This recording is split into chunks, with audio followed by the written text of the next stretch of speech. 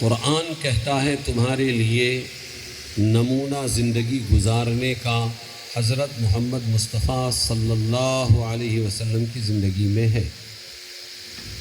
آپ صلی اللہ علیہ وسلم زندگی کے ہر شعبے میں ہمارے لیے نمونہ بن کر آئے، اور آپ صلی اللہ علیہ وسلم نے دنیا میں آ کر جینے کا سلیقہ سکھلایا، کامیابی کے راستے پر ڈالا، ناکامی کے راہوں سے ہمیں بچانے کی پوری کوشش کی۔ اس لیے ہم آپ صلی اللہ علیہ وسلم پر فدا ہیں اور ہمیشہ درود و سلام بھیجتے رہتے ہیں کہ اللہ بھی درود و سلام بھیجتا ہے، تم بھی درود و سلام بھیجو۔ آپ صلی اللہ علیہ وسلم نے ایسا کیا کیا جو پہلے نہیں تھا، اور اس انسانیت پر آپ نے بڑی مہربانی کی، بڑا احسان کیا۔ وہ احسان یہ تھا کہ سب سے پہلے آپ نے عقیدے درست کیے۔ بندوں کے عقیدے بگڑے ہوئے تھے۔ جن لوگوں میں آپ صلی اللہ علیہ وسلم یہ کلمہ لے کر آئے، پڑھو لا الہ الا اللہ محمد الرسول اللہ، وہ پہلے سے اپنے آپ کو مسلمان سمجھتے تھے۔ اچھی طرح سننا میری بات، وہ پہلے سے اپنے آپ کو مسلمان کہتے تھے کہ یہ محمد صلی اللہ علیہ وسلم یہ کون سا نیا دین لے کر آئے ہیں؟ ہم تو عبد المطلب والے ہیں، ہم تو ابراہیمی دین پر ہے، ہم کعبہ کے پڑوسی ہیں، ہم کعبہ کے خادم ہیں، زمزم کے پلانے والے ہیں، صفا مروہ کی سعی کرنے والے ہیں، حاجیوں کی خدمت کرنے والے ہیں، حاجیوں کے جو آنے کے بعد میلے لگتے ہیں ان میلوں میں ہم لوگ ان کی رونق بڑھانے والے ہیں۔ ہمارے ہی دم سے سب کچھ ہے، ساری دنیا کے انسان کھنچے آتے ہیں ہمیں پاسبان حرم سمجھ کے۔ ہم مسلمان نہیں تو کون مسلمان ہے؟ سمجھو اس راز کو۔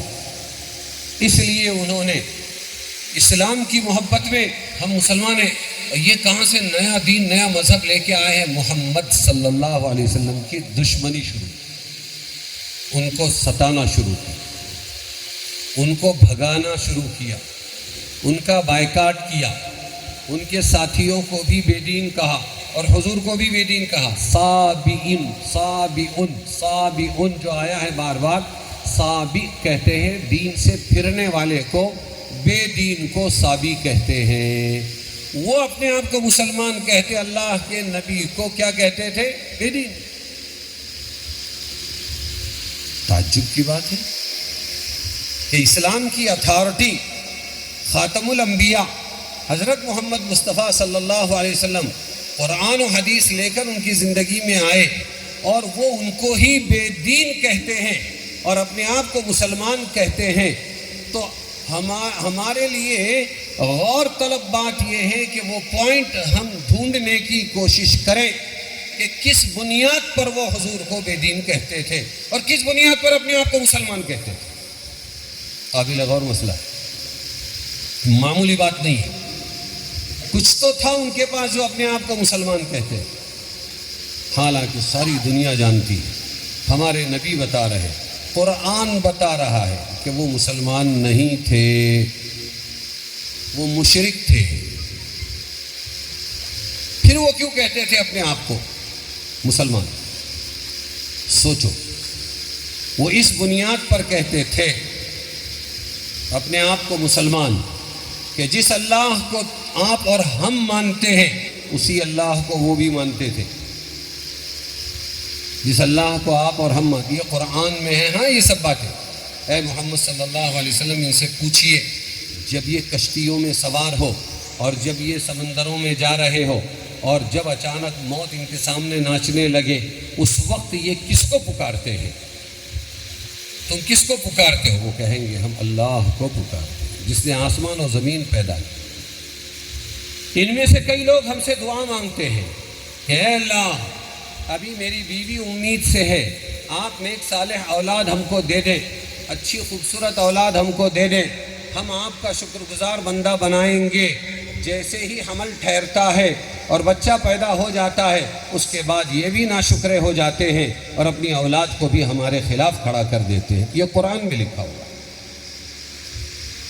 تو وہ اس بنیاد پر اپنے آپ کو مسلمان مانتے تھے کہ وہ اللہ کو مانتے تھے، اور آج کے ساری دنیا کے انسان بھی اللہ کا انکار نہیں کرتے، اللہ کو مانتے. پھر اسلام کیا ہے؟ اسی بنیاد پر وہ مسلمان کہہ رہے ہیں، اسی بنیاد پر ہم اپنے آپ کو مسلمان کہہ رہے ہیں. لیکن آپ صلی اللہ علیہ وسلم نے آ کر جو ان کو دعوت دی وہ کھل گئی. اور وہ دعوت یہ دی کہ دیکھو تمام صفات کمالیہ صرف اللہ کو حاصل ہے، اللہ کی صفات میں کوئی دوسرا شریک نہیں ہے. صفات کمالیہ کیا ہے؟ حیات، زندہ رہنا، ایٹومیٹک، خود بخود، بغیر کسی کے زندہ رکھے ہوئے زندہ رہنا. زندہ رہنا یہ صرف اللہ کی صفت ہے. وہ پہلے سے زندہ ہے اور ہمیشہ زندہ رہے گا. اس کو زندہ رکھنے کی کوئی ضرورت نہیں، کسی کی زندگی کا وہ محتاج نہیں. علم، جاننا، دوسرے جنوانے سے جانتے ہیں، لیکن اللہ بغیر کسی کے جنمائے ہوئے خود سے جاننے والا. انبیاء اور رسول، ان سب لوگوں کو علم آیا اللہ کے دینے کے بعد.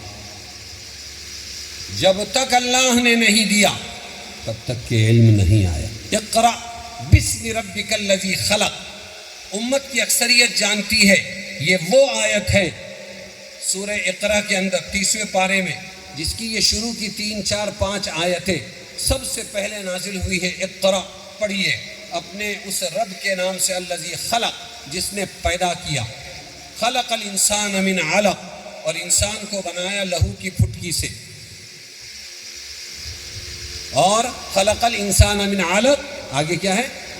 اقرأ وربک الاکرم، پڑھ اور تیرا رب بہت زیادہ، سب سے زیادہ عزت والا ہے. الذی علم بالقلم، جس نے قلم سے لکھنا سکھایا. علم الانسان ما لم یعلم، جو نہیں جانتا تھا انسان اس کو اللہ تعالیٰ نے علم دیا، سکھلایا.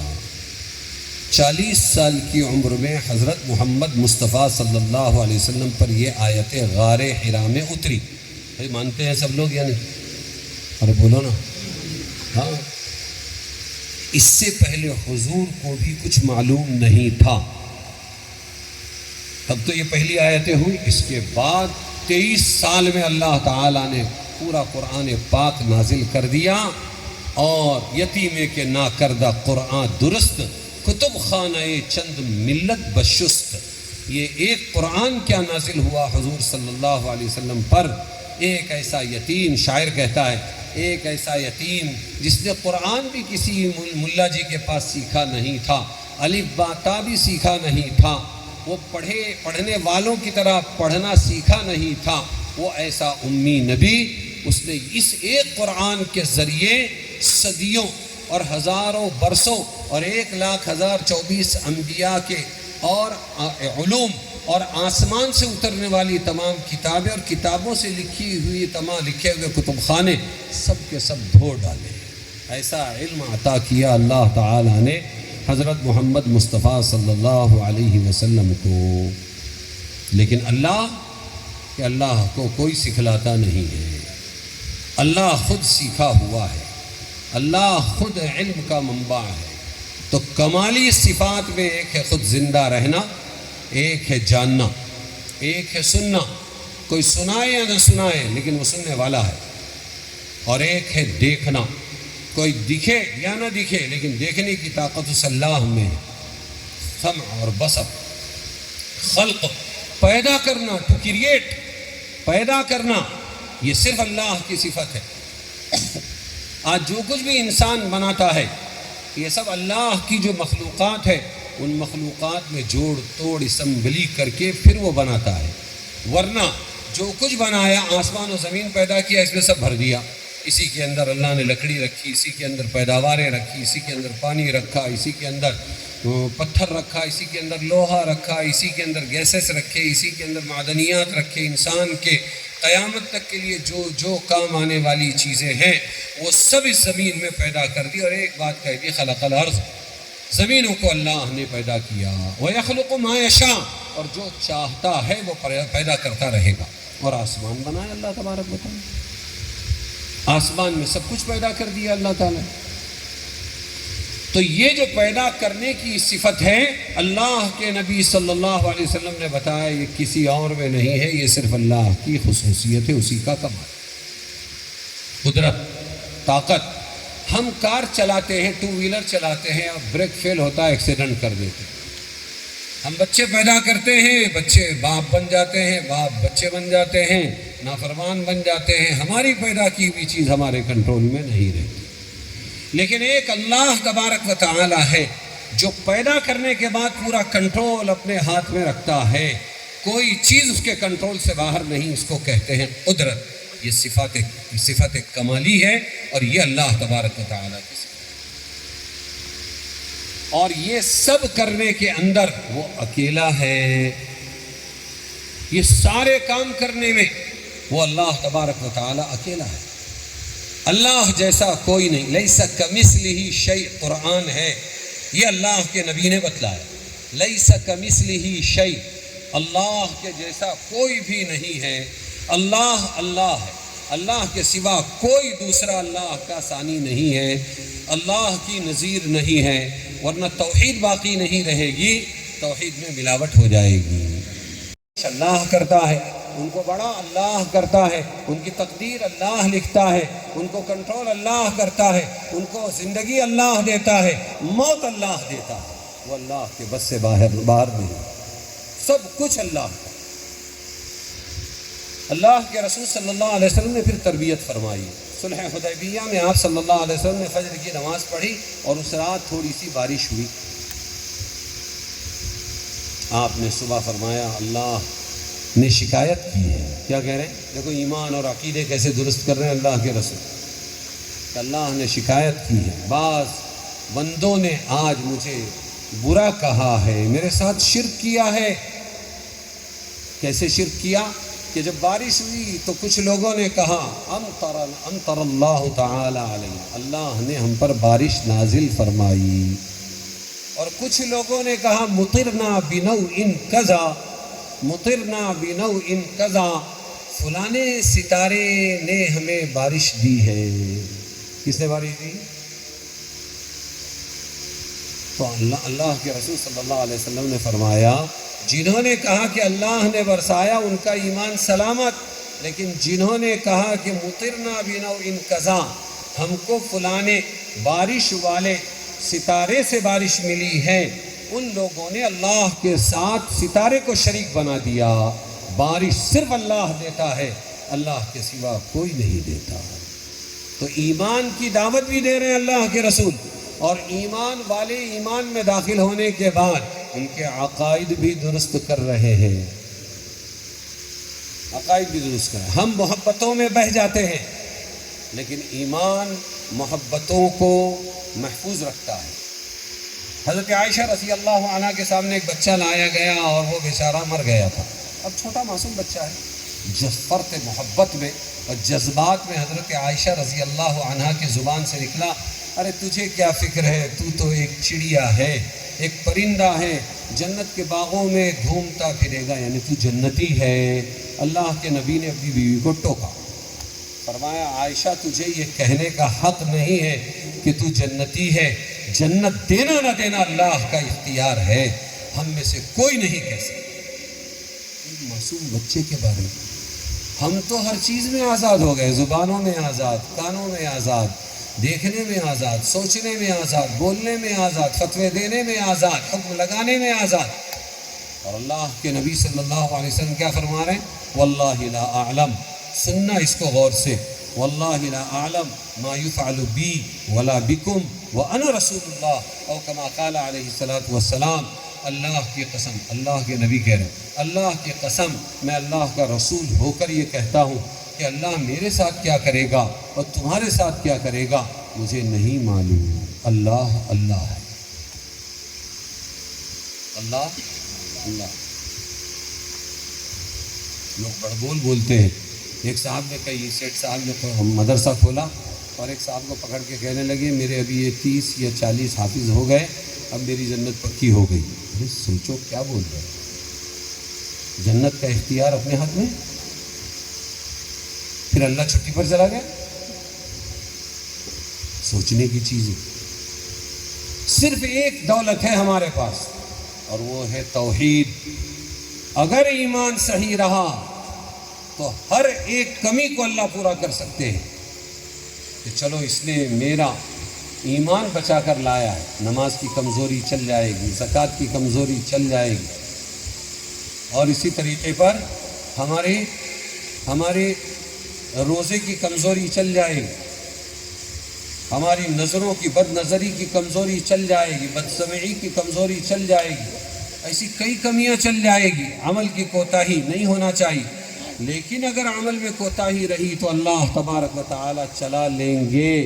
لیکن اگر توحید ہی کمزور نکلی اور اس میں کسی بھی غیر اللہ کو شریک کر دیا تو پھر یہ پانی کشتی میں آ گیا ہے, یہ کشتی بچ نہیں سکتی. کہ رسول نے سمجھانے کے بعد جو ان کو غصہ آیا وہ یہی تھا کہ وہ اللہ کو بھی مانتے تھے. کس کو؟ ارے بولو نا. اللہ. میرے جملے پر غور کرو, لفظ بھی پر غور کرو. وہ اللہ کو بھی مانتے تھے اور ساتھ میں غیر اللہ کو بھی مانتے تھے. اتنی محبت تھی بتوں سے, اتنی محبت تھی باپ دادا سے, اتنی محبت تھی اپنی پرمپرا سے, اتنی محبت تھی خاندانوں سے, اتنی محبت تھی اپنے قبیلوں سے, اتنی محبت تھی دیوی دیوتاؤں سے, اتنی محبت تھی ان کو اپنی آئیڈیالوجی سے کہ وہ ان کو بھی مانتے تھے, ساتھ میں اللہ کو بھی مانتے تھے. بس یہ جھگڑا تھا. پورا قرآن اسی سے بھرا پڑا ہے. صرف یہی جھگڑا تھا. وہ اللہ کو نہیں مانتے تھے ایسا نہیں ہے, وہ اللہ کو بھی مانتے تھے. اسی لیے ہر نماز کی ہر رکعت بچوں ہاں بچوں آپس میں بات مت کرو, کام کرو. اسی لیے ہر نماز کی ہر رکعت میں سورہ فاتحہ رکھی گئی اور کیا پڑھنے لگایا گیا؟ ایاک نعبد و ایاک نستعین. ہم ترجمہ کیا ہے اس کا؟ ہم تیری ہی عبادت کرتے ہیں اور تجھی سے مدد مانگتے ہیں. یہ جان بوجھ کے رکھا اللہ تعالیٰ, اسی کی مشق کرائی اللہ تعالیٰ نے, ورنہ وہ کچھ کم مسلمان نہیں تھے. ہم دور کے مسلمان ہو گئے, وہ قریب کے مسلمان تھے. وہ اپنے آپ کو مسلمان کہتے تھے اور حضور کو وہ کہتے تھے تم مسلم نہیں ہو, تم تو دین سے پھر گئے ہو. ہم ابراہیمی لوگ ہیں, نبی ابراہیم کے ماننے والے. ہم کعبہ والے لوگ ہیں, ہم خدام حجاج ہیں, ہماری یہ فضیلت ہے, یہ فضیلت ہے, یہ فضیلت ہے. بس جھگڑا تھا تو صرف یہ تھا کہ اللہ کے رسول فرماتے تھے کہ ایک اکیلے اللہ کی کو مانو اور اسی کی عبادت کرو, اور وہ کہتے تھے نہیں, اللہ اکیلا کیا کیا کرے گا. اللہ کے اختیارات انہوں نے اپنے من گھڑت چودھریوں کو بھی دے دیے تھے, ٹھاکروں کو بھی دے دیے کہ پانی یہ برساتا ہے اور آگ وہ جلاتا ہے اور کھانا یہ پکاتا ہے اور اناج وہ اگاتا ہے اور بچہ یہ دیتا ہے, اس کی تقدیر یہ لکھتا ہے, اور بیماری یہ دیتا ہے اور شفا وہ دیتا ہے. انہوں نے بھی ویسا ہی کر رکھا تھا. تو اصل دکھتی رگ اگر آپ کی سمجھ میں آ گئی تو سمجھو کہ بیڑا پار ہے. ورنہ یاد رکھو جو حشر ان کا ہوا, کہیں ایسا نہ ہو کہ شیطان کے چنگل میں پھنسنے سے ہمارا بھی حشر برا ہو جائے. بہت بڑا راز کہہ رہا ہوں آپ سے, اور چھیڑوں گا ایک بھی چیز نہیں. ہر مریض نے خود اپنی بیماری تلاش کرنا ہے اور ہر مریض نے اپنا علاج خود کرنا ہے. اس لیے کہ صحابہ ایسے ہی تھے. بخاری شریف میں تابعین ملے ہیں صحابہ سے, ایک کو بھی یوں نہیں کہا میں پکا مسلمان, بلکہ ہر ایک کو یہ کہتے ہوئے سنا کہ کہیں ایسا تو نہیں کہ زبان کا مسلمان ہوں اندر سے ایمان نکل گیا ہے, کہیں ایسا تو نہیں. ہر ایک ڈرتا تھا, نفاق سے ڈرتا تھا, کفر سے ڈرتا تھا, شرک سے ڈرتا تھا, ہر ایک ڈرتا تھا. تو آپ صلی اللہ علیہ وسلم کی سب سے بڑی سیرت یہ ہے کہ آپ صلی اللہ علیہ وسلم نے دشمنیاں برداشت کر کے اور ہر قسم کی مخالفت برداشت کر کے توحید کا چراغ جلایا, بندوں کو خالص ایک اکیلے اللہ سے ملایا، بھی کو ختم کیا، ہی پر لایا ہوں۔ نہیں، فرق سمجھ میں نہیں ہے۔ کچھ بری ہوتی ہیں عورتیں اور کچھ ہماری اچھی ہوتی ہیں، دونوں میں فرق ہی کا اور بھی کا ہوتا ہے۔ جو خالص ہماری بیوی محبت کرنے والی اور پاک دامن ہوتی ہے، وہ کہتی میں تیری ہی ہوں، سمجھ میں آیا؟ اور جو کسبی ہوتی ہے اور جو غلط ہوتی ہے، وہ ہر ایک آنے والے سے کہتی ہے میں تیری بھی ہوں۔ یہ فرق ہے۔ اللہ سب چیز برداشت کرتا ہے لیکن شرک کو کبھی برداشت نہیں کرتا۔ پورے انبیاء کی کوششیں ہزاروں سال کی، اور حضرت محمد مصطفیٰ صلی اللہ علیہ وسلم کی کوشش صرف ہی اور بھی والی ہے کہ بھی کو چھوڑو اور ہی کی طرف آؤ۔ اللہ ہی سب کچھ کرنے والا ہے، اللہ ہی بچہ دینے والا ہے، اللہ ہی بیماری اچھی کرنے والا ہے، اللہ ہی روزی دینے والا ہے، اللہ ہی بچیوں کی منگنیاں کرانے والا، اللہ ہی بچیوں کی شادیاں کرانے والا، اللہ ہی صحت دینے والا ہے، اللہ ہی اچھی تقدیر دینے والا ہے، اللہ ہی کامیاب کرنے والا ہے، اللہ ہی زندگی موت دینے والا ہے، اور اللہ ہی آخرت میں بیڑا پار کرنے والا ہے۔ اور تمہارے لیے رہبری کے واسطے ایک آسمانی نسخہ دے کر جس ڈاکٹر کو حضرت محمد مصطفیٰ صلی اللہ علیہ وسلم کو تمام بیماریوں کا علاج دے کر بھیجا، وہ بھی اللہ ہی ہے، صرف اللہ ہی نے کیا ہے۔ لیکن ہم نے حضور صلی اللہ علیہ وسلم کا نام تو یاد رکھا، کام بھول گئے۔ آپ صلی اللہ علیہ وسلم کا پہلا کام، سیرت میں پہلی کوشش حضور کی کہ اللہ کا تعارف کراؤ، اور وہ تعارف کیا ہے سب جانتے ہیں۔ اعوذ باللہ من الشیطان الرجیم، بسم اللہ الرحمن الرحیم، قل هو اللہ احد۔ کہہ دیجئے اے محمد صلی اللہ علیہ وسلم کہ اللہ ایک ہے۔ اللہ ایک کب ہوگا؟ پہلے ترجمہ پورا سن لو۔ قل هو اللہ احد، اللہ ایک ہے۔ اللہ الصمد، اللہ بے نیاز ہے، اس کو کسی کی ضرورت۔ لم یلد ولم یولد، نہ اس نے دنیا میں جننے والوں کی طرح بیٹا بیٹی کو جنا، ولم یولد، نہ وہ دنیا میں بیٹا بیٹی جیسے جنے جاتے ہیں ویسے کسی سے جنا گیا، ولم یولد، ولم یکن لہو، اور نہیں ہوگا اس کا کبھی کوئی کفو، برابری والا، احد، کوئی بھی۔ یہ ہے سورہ قل هو اللہ احد، اور یہی اللہ کی صفات کمالیہ میں سے ایک بڑی فہرست ہے۔ یہ سکھایا حضور صلی اللہ علیہ وسلم نے کہ دیکھو اللہ ایک ہے۔ جب تم اللہ کی کوالٹیز اور اللہ کی صفات، اللہ کی حیات، اللہ کا علم، اللہ کا سننا، اللہ کا دیکھنا، اللہ کی قدرت، اللہ کا پیدا کرنا، اللہ کا قادر مطلق ہونا، یہ کسی دوسرے کے لیے ثابت کر دو گے تو احد کہاں رہے گا؟ پھر احد کیسے ہوگا؟ یہ میرے ابا ہیں اور یہ بھی میرے ابا ہیں، یہ کیسے ہو سکتا ہے؟ کیسے ہو سکتا ہے؟ اس سے بڑی گالی کوئی نہیں ہو سکتی کہ کسی بندے کو یہ پوچھے کہ بیٹا تمہاری بہنیں کتنی؟ 2۔ تمہارے بھائی کتنے ہیں؟ کہ 3۔ اچھا، یہ بھی ہو سکتا ہے تمہاری اماں کتنی؟ کہ 2 ہے۔ لیکن کسی سے یہ پوچھے تمہارے ابا کتنے؟ اس سے بڑی گالی کوئی نہیں ہو سکتی۔ پیدا کرنے والا وہ تو صرف ایک ہوتا ہے۔ جب مجازی ایک ہے تو حقیقی پیدا کرنے والا بھی ایک ہے۔ 23 سال حضور صلی اللہ علیہ وسلم کو یہی بات سمجھانے میں لگ گئے، اور 950 سال، 1000 میں 50 کم سال حضرت نوح علیہ السلام نے اپنی قوم کو یہی سمجھایا، پتھر کھائے، اخیر میں صرف 80 جوڑے ان کے ہاتھ آئے جو کلمہ پڑھا۔ نہیں سمجھ میں آتا، اس لیے کہ چمتکار کو نمسکار مشہور ہے۔ چمتکار کو، یہ انسان کی فطرت ہے کہ انسان جہاں سے فائدہ ملتا ہے اس کی طرف لپکتا ہے، اسی کو سب کچھ دل دے بیٹھتا ہے، اور جس سے نقصان ہوتا ہے اس سے ڈرتا ہے۔ اللہ کا نمبر تو بہت بعد میں آتا ہے۔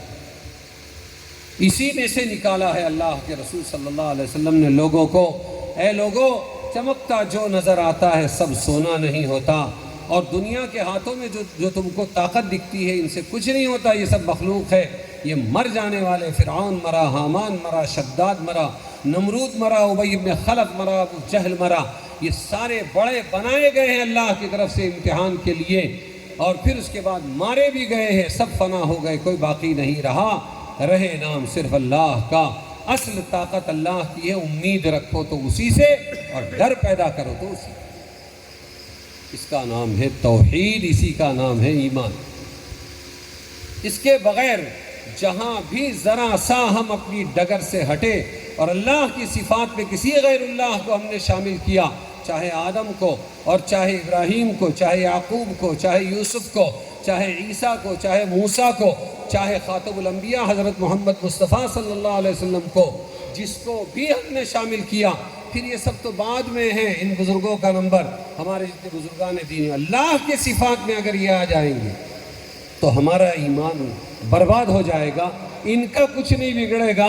یہ ہمارے سر کے تاج اسی لیے ہیں، ہم ان کی عزت اسی لیے کرتے ہیں، انہوں نے کفر و شرک کے ماحول میں یہی توحید کا چراغ جلایا تھا، انہوں نے جو سبق دیا وہ یہی سبق کہ ایک اکیلے اللہ سے سب کچھ ہوتا ہے، اللہ کے سوا کسی سے کچھ نہیں ہوتا، ساری چیزیں اللہ کے بغیر سب کچھ کر سکتی ہے، اور اللہ ساری چیزوں کے بغیر، نعوذ باللہ، اللہ ساری چیزوں کے بغیر سب کچھ کر سکتا ہے، لیکن ساری چیزیں اللہ کے بغیر کچھ نہیں کر سکتی۔ یہ مطلب ہے لا الہ الا اللہ۔ اللہ کے نبی کہہ رہے ہیں، اے میرے امتیوں، اللہ کی قسم میں اللہ کا رسول ہوں اور مجھے کچھ پتہ نہیں ہے، ما یفعل بی ولا بکم، میرے ساتھ کیا ہوگا اور تمہارے ساتھ کیا ہوگا مجھے نہیں معلوم۔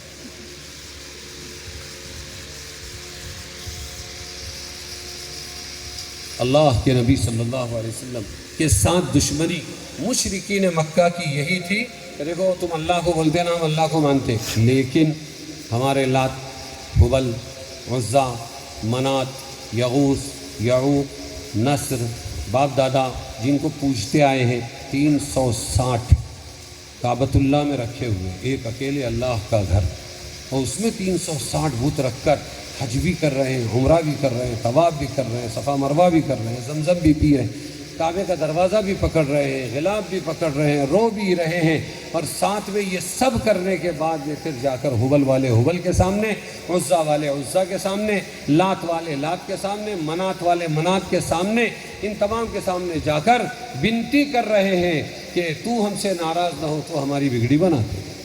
گیا سارا حج پانی میں، گیا سارا طواف پانی میں، گیا کعبۃ اللہ کا غلاف پکڑ کے مانگنا پانی میں۔ بس اللہ کے رسول یہی کہتے تھے، یہ مت کرو، ایک اکیلے اللہ سے جڑو، باقی سب غیر اللہ ہے۔ یہ کچھ کر سکتے تو اپنی موت کو ٹال سکتے تھے، جو اپنی موت کو نہ ٹال سکے وہ تمہیں کیا نفع نقصان پہنچائے گے۔ یہی پورا جھگڑا، زندگی بھر کا جھگڑا یہی، ہر نبی کا جھگڑا یہی، ہر نبی کا جھگڑا یہی۔ اس لیے اپنی توحید کو کبھی ملاوٹ میں مت لانا، توحید میں اگر ملاوٹ ہو گئی قسم اللہ کی جنت نہیں ملے۔ یہ جو ہے نا کہ اللہ غفور ہے، اللہ رحیم ہے، اللہ غفار ہے، اللہ ستار ہے، کن کے لیے؟ اعمال کے کمزور لوگوں کے لیے، عقیدے کے کمزور لوگوں کے لیے نہیں۔ باپ کو باپ مانو، ماں کو ماں مانو، پھر چاہے ڈاکہ ڈالا تم نے، دنیا تم کو مجرم کہے گی، لیکن ماں جس کو ماں کہتے ہو اور باپ جس کو باپ کہتے ہو وہ اپنی پناہوں میں تمہیں سمیٹ لے۔ تم دنیا کے لیے مجرم ہو لیکن ماں کی مامتا جوش مار کر رہے، لیکن جس ماں ہی کو بچہ پوچھ بیٹھا کہ ماں ذرا بتا تو صحیح میرا باپ کون ہے، اس ماں کے دل پر کیا گزری۔ تمام نبیوں کی دعوت کا اور حضرت محمد مصطفیٰ صلی اللہ علیہ وسلم کی دعوت کا خلاصہ یہ ہے، اللہ کی توحید میں، اللہ کی صفات کمالیہ میں کسی کو شریک مت کرنا، سب کو اپنے درجے پر رکھنا۔ اور سب سے پہلے یہ کھٹکا حضرت محمد مصطفیٰ صلی اللہ علیہ وسلم کو پیدا ہو گیا تھا۔ اتنی عزت کرتے تھے، اتنی عزت کرتے تھے صحابہ، تھوک زمین پہ گرنے نہیں دیتے، تھوک گرا کے فوراً اٹھا لیا، اپنے چہرے پر مل لیا، اپنے بدن پر مل لیا۔ آپ کا خون زمین پہ نہیں گر سکتا، وضو کا پانی زمین پر نہیں گر سکتا، اتنی محبت۔ عروہ ابن مسعود کہتے ہیں کافروں کی طرف سے صلح حدیبیہ میں بھیجے گئے تھے بات چیت کو، قبیلے کے سردار، میں دنیا کے بادشاہوں سے مل چکا ہوں اور میں ان کو دیکھ چکا ہوں، لیکن میں نے جو محمد صلی اللہ علیہ وسلم کے ساتھیوں میں ان کی عزت اور ان کا احترام دیکھا ہے، ان کی محبت دیکھی، وہ میں نے دنیا کے کسی بادشاہ کے لیے نہیں دیکھی، اس لیے محمد کے آڑے مت آؤ۔ جب انہوں نے نہیں مانا ان کی بات تو پھر کیا کیا کہ اپنا قبیلہ لے کے مشرکین سے الگ ہو، میں تمہارے ساتھ نہیں ہوں، حق ادھر ہے۔ اتنی عزت کرتے تھے۔ سپر پاورز بادشاہوں کے، وہاں دیکھا کہ لوگ بادشاہ کو سجدہ کرتے ہیں، تو آنے کے بعد کہا اللہ کے رسول صلی اللہ علیہ وسلم وہ تو باطل ہے، ان کو سجدے ہوتے ہیں، آپ تو ہمارے حق نبی ہیں، حق پر ہیں، لہذا ہم کو بھی اجازت دیجئے کہ آپ کو ہم سجدہ کریں۔ تو اللہ کے نبی صلی اللہ علیہ وسلم نے دیکھو توحید توحید توحید ہے مسلمانوں، توحید۔ اللہ کے نبی صلی اللہ علیہ وسلم سب سے یہ فرما رہے ہیں کہ اللہ کے سوا کسی کو سجدہ جائز نہیں ہے۔ اگر میں سجدے کی اجازت دیتا، وہ بھی نہیں دی، اگر دیتا تو میں کہتا ان بیویوں کو کہ تمہارے شوہر کا بہت بڑا مرتبہ ہے، لہٰذا تم اپنے شوہر کو سجدہ کرو، کیونکہ شوہر ہے اللہ کے بعد تو سب کچھ ہے۔ اور جس دن شوہر اٹھ جاتا ہے تو 3 دن سے زیادہ سوگ نہ منانے والا، یہ اسلام کہتا ہے 4 مہینہ 10 دن سوگ میں بیٹھ جا، تیرے سر کی چھت اڑ چکی ہے، آفتیں بلائیں مصیبتیں نہ جانے کیا کیا تجھ پر ٹوٹنے والی ہے۔ لیکن اللہ کے رسول نے بولو سجدہ کرنے دیا۔ او میرے بھائیوں، ہم گفتگو کر رہے ہیں، کوئی بیان پروفیشنل کر کے چلا جانا نہیں ہے، بلکہ کوئی بات سمجھانا ہے، ایک کے بھی سمجھ میں آ جاوے تو بیڑا پار ہے۔ یہی نجات کا ذریعہ ہے ہمارے، یہی ہمارے رسول کی تعلیم ہے۔ کیا فرما رہے اللہ کے رسول؟ سجدہ کرو مجھے، کیا فرمایا بولو نا، خالی جواب دو نا، مجھے نہیں، اللہ، توحید، یہ ہے توحید کہ ایمان کو بنایا، جو کلمہ پڑھ لیے اب ان کی آپ صلی اللہ علیہ وسلم نے تربیت کی اور ان کا ایمان بنایا، اور اس طرح آپ صلی اللہ علیہ وسلم خالص ایمان والوں کو دنیا میں چھوڑ کر گئے۔ بس اتنا سا تو جھگڑا تھا، اللہ کے رسول اگر مان لیتے ان کی بات، نعوذ باللہ، کہ ٹھیک ہے تم وہ حبل سے بھی مانگتے رہو، بتوں سے بھی مانگتے رہو، باپ دادا کے بے دینی والے مذہب پر بھی چلو اور اللہ کو بھی مانتے ہو، تو جھگڑا کاہے کا تھا؟ پھر جھگڑا تو یہی تھا کہ صرف ایک اکیلے اللہ کی مانو، باقی کسی سے کچھ نہیں ہوتا ہے، یہ تم کو اقرار کرنا پڑے گا۔ ایک صحابی آئے کہنے لگے اللہ کے رسول، ایک آدمی آیا کہنے لگے اللہ کے رسول میں پورا کلمہ پڑھنے تیار ہوں، آپ کا پورا اسلام قبول ہے، لیکن میں زنا نہیں چھوڑ سکتا، بدکاری نہیں چھوڑ سکتا، مجھے زنا کی اجازت دیجیے۔ اللہ کے نبی صلی اللہ علیہ وسلم نے اجازت نہیں دی، قریب بلایا اور بلا کے آپ صلی اللہ علیہ وسلم نے کچھ پڑھا اور اس کے سینے پر دم کیا اور ایسا ایک ڈھول مارا، ایک ہاتھ مارا اور اللہ سے دعا کی کہ اے اللہ اس کے سینے کو اس گندگی سے پاک کر دے۔ اس نے کہا اب میں پورے اسلام میں داخل ہونے کو تیار، نو کمپرومائز، کوئی کمپرومائز نہیں۔ اگر عقیدہ بچا تو اللہ تبارک و تعالی زندگی بھر کے گناہوں کے باوجود آپ کو جنت میں ڈال سکتا ہے، اور اگر ہماری توحید ہی میں ملاوٹ آ جائے، ہم ایک اکیلے اللہ والے نہ رہے، تو پھر عبادتیں ہزاروں رکعتیں پڑھ لے، لاکھوں رکعتیں پڑھ لے، لیکن اللہ کے پاس ہماری نجات نہیں ہوگی۔ یہ سیرت ہے آپ صلی اللہ علیہ وسلم کی سب سے بڑی، یہی محنت ہے، اسی کے لیے سارا زمانہ آپ صلی اللہ علیہ وسلم کا دشمن بنا۔ اب آپ صلی اللہ علیہ وسلم نے ہمارا عقیدہ بنایا، آج افسوس یہ ہے کہ ہمارے عقیدوں کے ڈاکو پیدا ہو گئے اور ہمیں پتہ بھی نہیں، محبت میں عداوت ہے اور ہمیں پتہ بھی نہیں۔ دین اسلام کو کھوکھلا کرنے کے لیے اس وقت سب سے زیادہ جو محنتیں ہو رہی ہیں وہ محنتیں خود مسلمانوں کے روپ میں ہو رہی ہے، اور وہ محنتیں جو ہو رہی ہیں ان محنتوں کو ہمارے مسلمان بھی پہچان نہیں رہے، بلکہ ان کے چنگل میں آ رہے ہیں۔ جیسے مرزا غلام احمد قادیانی، اس کو انگریزوں نے تیار کیا کہ تم محمد کو خاتم الانبیاء مت رکھو، اپنا اثر و رسوخ پیدا کر کے یہ بات بٹھا دو ان مسلمانوں کے دلوں میں کہ اور بھی نبی آ سکتے ہیں، آتے رہیں گے قیامت تک۔ چنانچہ وہ کہتا ہے، اس کے لوگ کہتے ہیں مرزا غلام احمد قادیانی یہ تو خدا ہے۔ پھر آگے اس کے لوگ کہتے ہیں کہ فریضہ حج کے لیے مکہ جانا ضروری نہیں ہے، قادیان میں حج ہو جاتا ہے۔ اور یوٹیوب پہ سرچ کرو آپ کہ قادیان میں پاکستان کے لوگ بھی آتے ہیں اور ان کا حج یہاں قادیان میں ہوتا ہے، اور مدینہ کے بجائے وہاں پر جہاں اس کی قبر ہے، وہ حضور کے بجائے اس کی قبر پر جا کر یوں کہتے ہیں ہم مدینہ میں آئے ہیں۔ یہی کہتا ہے کہ کلمہ لا الہ الا اللہ محمد الرسول اللہ میں محمد سے مراد مرزا غلام احمد قادیانی ہے۔ کہاں ہے مسلمان؟ کتنے چنگل میں آ رہے ہیں، اللہ کے نبی پر ایمان ہی نہیں رہا، تو پھر یہ جنت کیسے پائے گا؟ یہی ایک آخری بات اس کی پیش کروں۔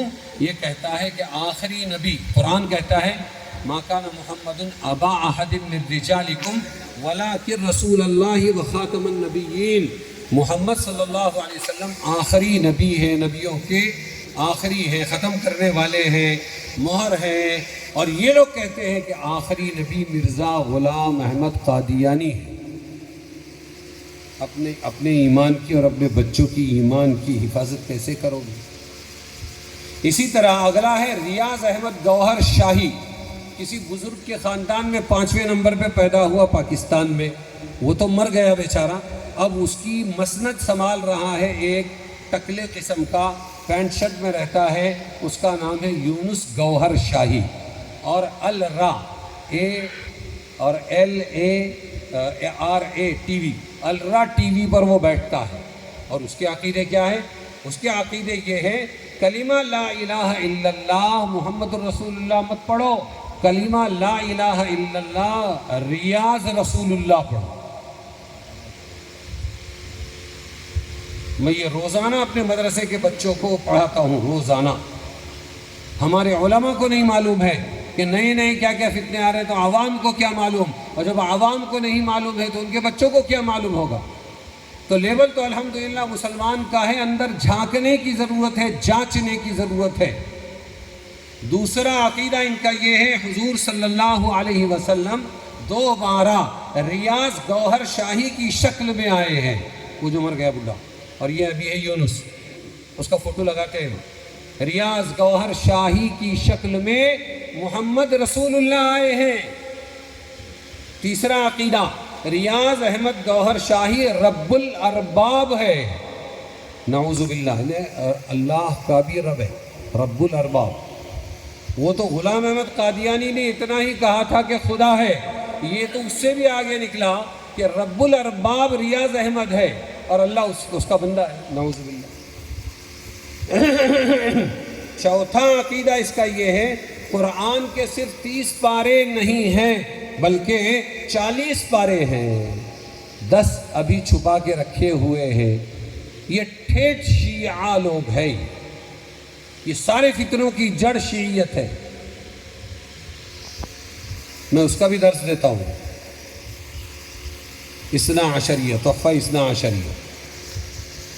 اسی طرح فیاض ابن یاسین اور فیاض بھیا ہے۔ کیسے کیسے لوگ آج مقتدا بن گئے، علماء، صحیح علماء کی اقتدا چھوڑنے کی وجہ سے مسلمان کتنی مصیبت میں پھنس گئے۔ یہ بھیا ہے کوئی صاحب، وہ بھی بہت کچھ چلاتا ہے، ایک بات یہ چلائی اس نے کہ حضور کی بھی دعا اللہ قبول نہیں کرتا، حضور الٹا لٹک گئے مگر ان کی دعا بھی قبول نہیں ہوئی۔ ایسے ہی دیندار انجمن کا فتنہ یہ کرناٹک اور آندھرا کے علاقے میں ہے، اس کا نام ہے صدیق دیندار حسین چند بسیشور۔ یہ کیا کہتا ہے؟ صدیق حسین سری چند بسیشور بھی رحمت للعالمین ہے. ہم تو کہتے تھے وما ارسلناک الا رحمت للعالمین، حضرت محمد مصطفیٰ صلی اللہ علیہ وسلم رحمت للعالمین ہے، اور یہ کہہ رہے ہیں بسیشور بھی رحمت للعالمین ہے. اسی طرح یہ کہتے ہیں کہ صدیق کی شکل میں حضور صلی اللہ علیہ وسلم دوبارہ دنیا میں تشریف لائے ہیں. اسی طرح یہ کہتے ہیں صدیق رب العالمین ہے. کیا ہے؟ رب العالمین.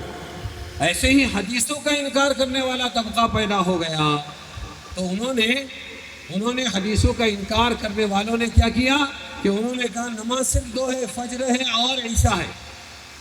نماز کتنی ہے؟ صرف فجر ہے اور عشاء ہے. کیوں؟ قرآن میں ہے اقیم الصلاۃ، نماز قائم کرو صبح کے وقت میں اور شام کے وقت میں. تو وہ کہنے لگے صرف فجر اور عشاء کی نماز اصل ہے، باقی نمازیں حدیث سے ثابت ہے. ہم حدیث کو نہیں مانتے، نعوذ باللہ ثم نعوذ باللہ. حدیث کو نہیں ماننے والا رسول کو کہاں مان رہا ہے؟ اور جب رسول کو نہیں مانتا ہے تو صرف لا الہ الا اللہ، اللہ کو ماننے سے نجات نہیں ہوتی. یہاں تو یہ کم سے کم دو نمازوں کو مان رہے ہیں. ارے ایسے لوگ پیدا ہو گئے ہیں جو نماز ہی کو نہیں مانتے ہیں. یہ کیسے مسلمان ہیں؟ یاد رکھو ایک اصولی بات آج، کہ آپ نماز نہ پڑھو، کوتاہی، بیماری، سستی یا کسی اور وجہ سے نہ پڑھو، نجات ممکن ہے، اللہ معاف کر سکتا ہے.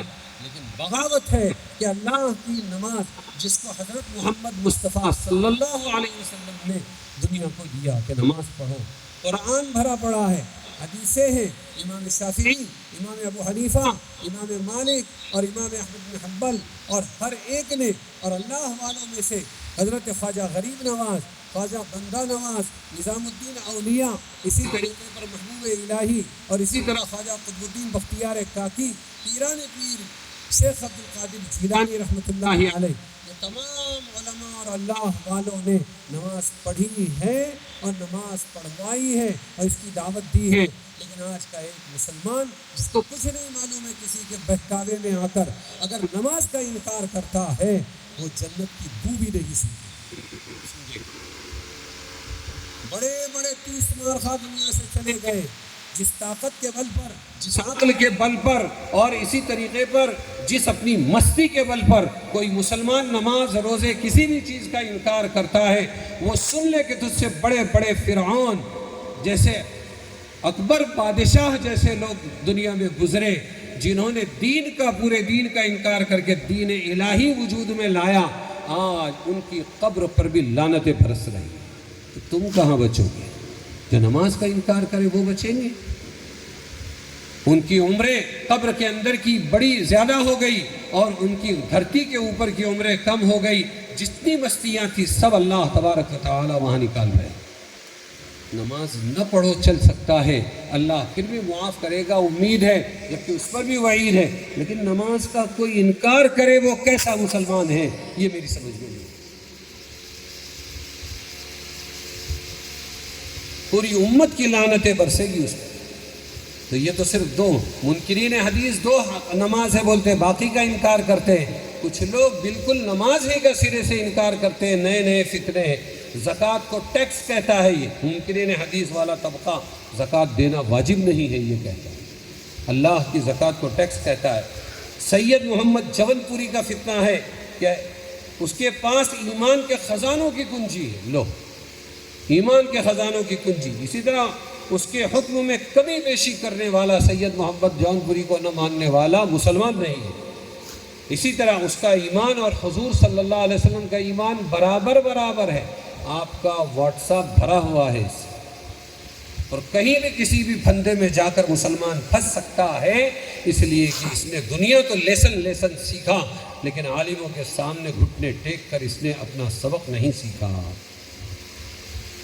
جاوید احمد غامدی دڑ منڈا آدمی ہے، لیکن یہ بڑا اسکالر بنتا ہے اور یہ کہتا ہے یہود و نصارہ کے لیے حضور پر ایمان لانا ضروری نہیں ہے.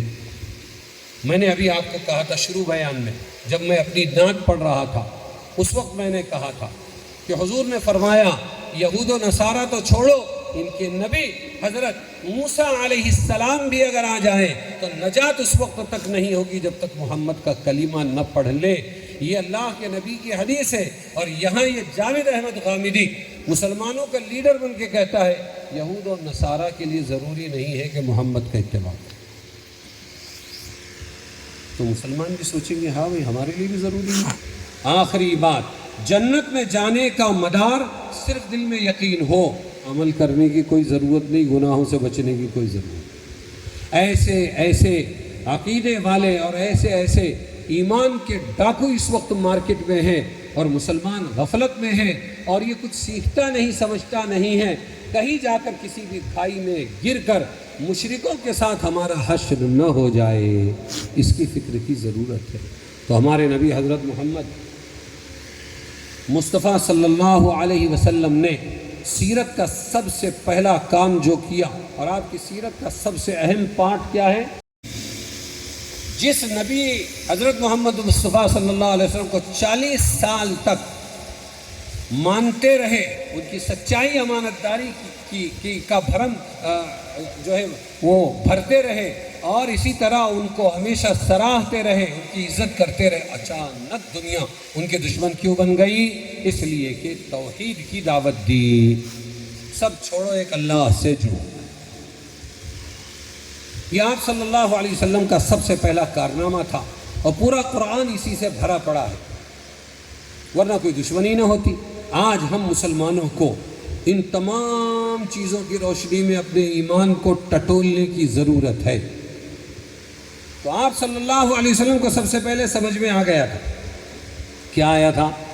کہ یہ میری امت آگے چل کر میری پوجا کرے گی.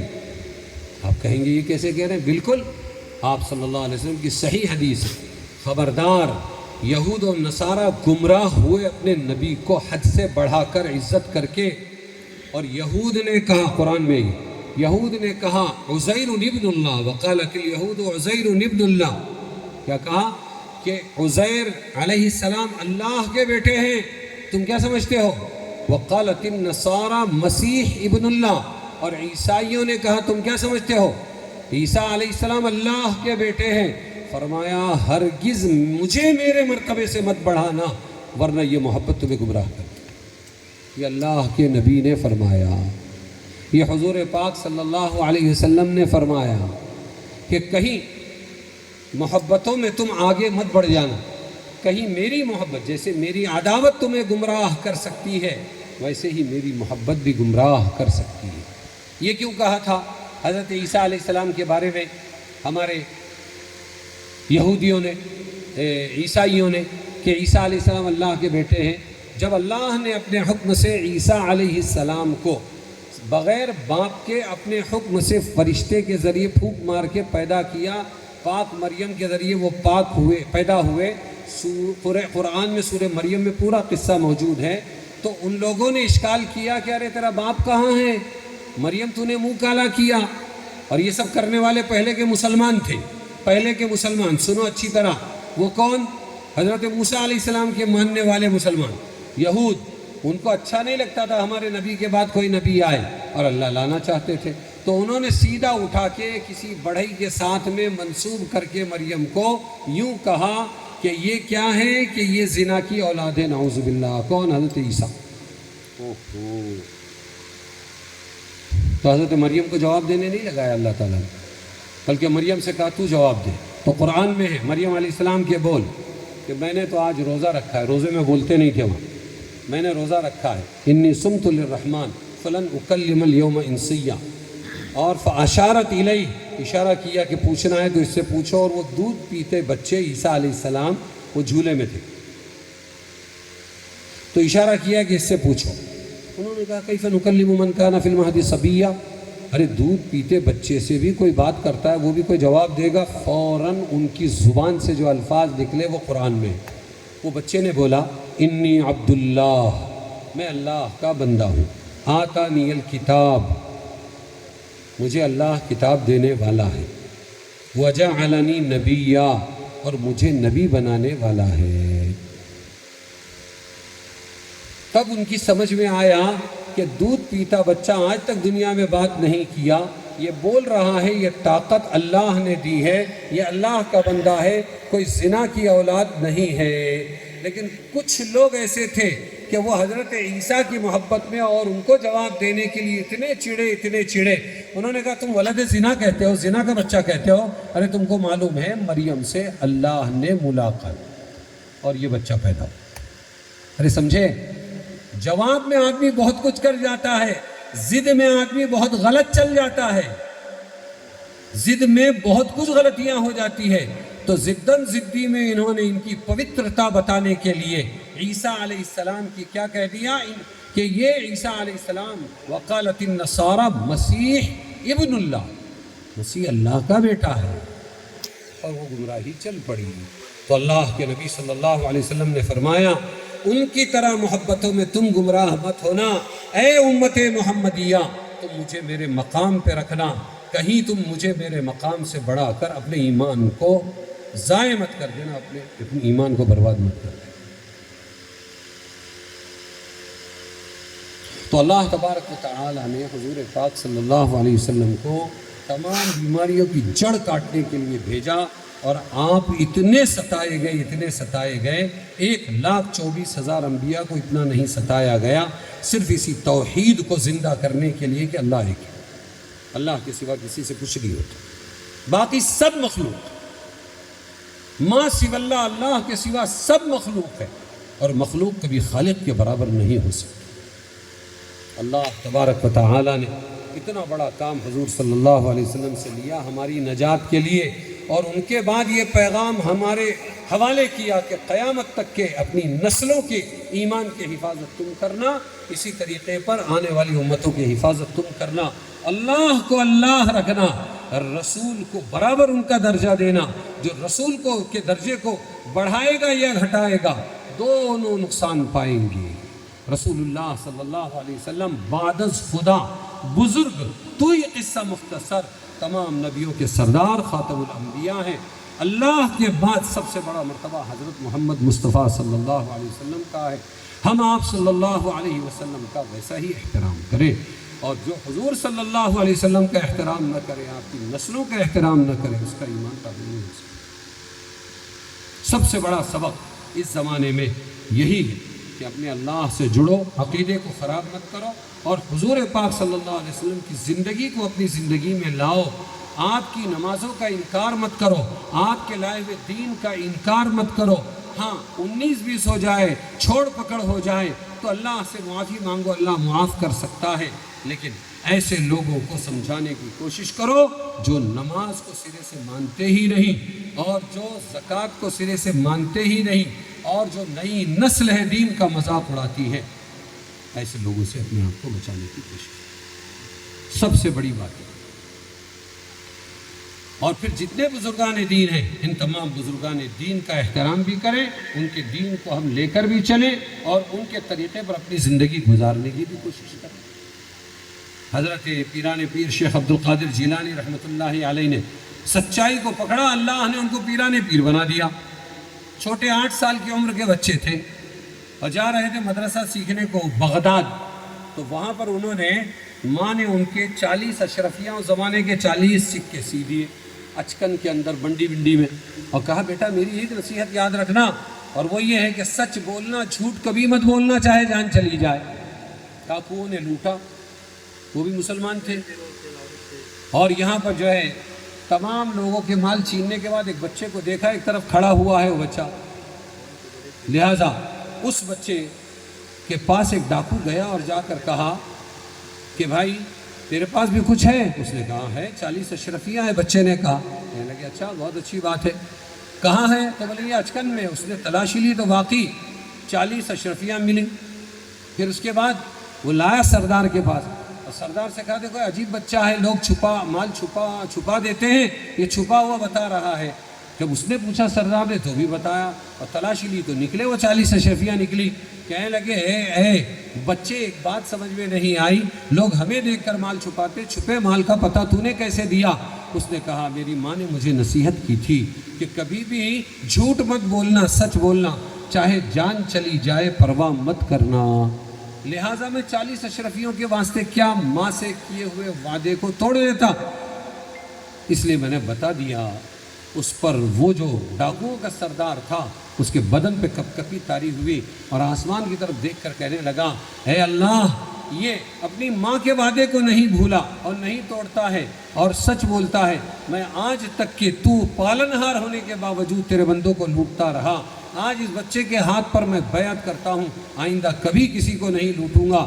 تو رازق ہے، خالق ہے، یہ مانوں گا اور میں صحیح دین پر چلوں گا۔ وہ مال بھی واپس کر دیا سب کا اور سچا پکا بندہ بن کے ان کا مرید ہو گیا۔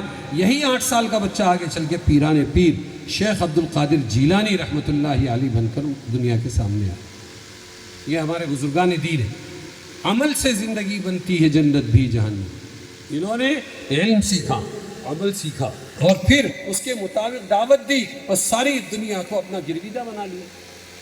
ہمارے اطراف میں بھی یہ بزرگان دین جو لیٹے ہوئے ہیں، ان کی پوری زندگی حضرت محمد مصطفیٰ صلی اللہ علیہ وسلم کے علم کو پھیلانے اور آپ کی سنتوں کا اتباع کرنے میں گزری ہے۔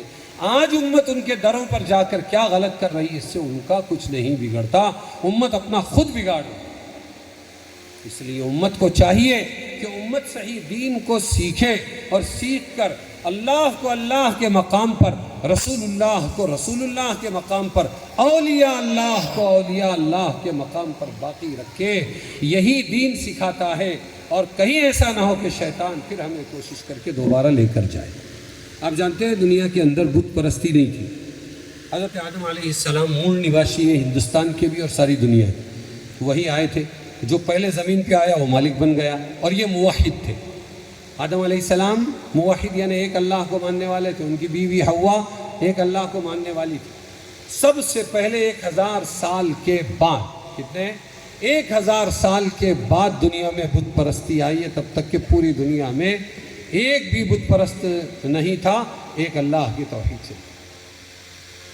تو آہستہ آہستہ شیطان ڈگر سے ہٹاتا ہے نبیوں کی اولاد کو بھی، تو تمہارا ہمارا کیا ٹھکانہ۔ اس لیے دوستو چوکنا ہو جاؤ، جتنی اسکول کی اور ہنروں کی اور کمانے کی اور روٹی کپڑا مکان کی فکر کرتے ہو، اس سے زیادہ اللہ کے نبی حضرت محمد مصطفیٰ صلی اللہ علیہ وسلم کے لائے ہوئے دین کو صحیح سیکھنے سکھانے اور اس پر اپنے آپ کو بچانے کی کوشش کرو۔ اللہ تبارک و تعالی ہم تمام کو عمل کرنے کی توفیق عطا فرمائے۔